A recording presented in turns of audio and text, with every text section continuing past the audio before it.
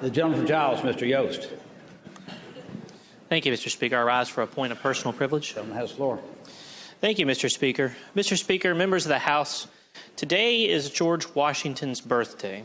As many we recognize, we're all going after House session to go buy new appliances, new cars, and everything else that's on sale today.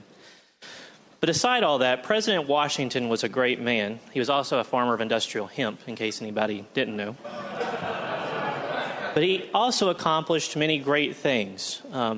Not least among his accomplishments was being elected to the House of Delegates at the young age of just 26. I, however, had the privilege of being elected at 25, so I was pleased to up the general and Mr. President by 1 year. As we reflect on the great men and women who have built our Commonwealth, George Washington chief among them, I think it's also important that we look to the next generation. Over the weekend, when I was reading the Richmond Times-Dispatch, an op-ed caught my eye. Headline saying, "Millennial Republicans push past stereotypes." And if I can, I would like to read you two excerpts. And I quote, "Like many other groups, millennials and Republicans both suffer from stereotypes. Millennials are thought of as immature, entitled, and unmotivated. Republicans are considered old, out of touch, and not inclusive. It's time to push past the stereotypes. Secondly, millennials, quote, aren't just the leaders of tomorrow. We are the leaders who are ready for a serious conversation about the future of our state." And this op-ed was written by a pair of young Republicans, people who I consider my peers, known as millennials. Millennials are the largest population in the country. They make up 1/3 of the U.S. population. They're the most diverse and most educated generation in the history of our nation. And I agree, it's time to have a serious discussion about the future of our state. And you cannot have that conversation unless you involve us, the young people of the future. Before you can have a serious conversation, though, you have to know what matters to me and people of my age. First, like most Virginians, we're worried about jobs, the economy, and long-term economic growth. The unemployment rate among college graduates is close to 8%. Since the Great Recession over the last 4 years, we have experienced the highest sustained youth unemployment since World War II. 1/3 of our age group have moved back in with their parents. Second, we're also concerned about student debt and the rising cost of higher education. I myself was lucky when I graduated from Radford.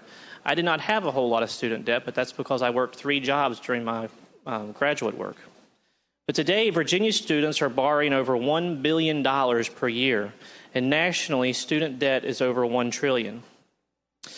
Lastly, Mr. Speaker, the changing world of technology and the privacy concerns that come with it are a huge concern to our age group. Millennials are the first generation to grow up with the internet their entire adult lives. We all have email, Facebook, Twitter. We used to have MySpace, and now we still have cell phones. Our lives are online. But we still deserve privacy, and we're concerned about the role of the federal government and how it can easily reach into our everyday lives. But I think this session we've made some progress on all 3 of those issues.